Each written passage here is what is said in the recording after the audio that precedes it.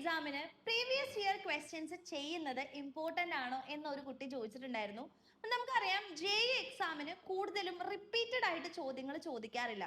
എന്ന് വെച്ചാൽ നമ്മൾ പ്രീവിയസ് ഇയർ ക്വസ്റ്റ്യൻസ് ഒരിക്കലും കംപ്ലീറ്റ്ലി ഒഴിവാക്കാൻ വേണ്ടി പാടില്ല.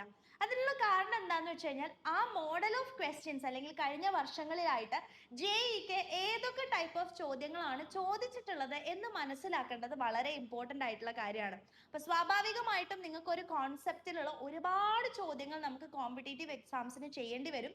സോ പ്രീവിയസ് ഇയർ ക്വസ്റ്റ്യൻസ് ചെയ്യുമ്പോഴാണ് ഏത് രീതിയിലാണ് ചോദ്യങ്ങൾ നമുക്ക് വരുന്നത് എന്ന കാര്യം നമ്മൾ മനസ്സിലാക്കുള്ളൂ. സോ ഏറ്റവും ഇമ്പോർട്ടൻസ് കൊടുക്കേണ്ട ഒരു കാര്യം തന്നെയാണ് പ്രീവിയസ് ഇയർ ക്വസ്റ്റ്യൻസ് എന്ന് പറയുന്നത്.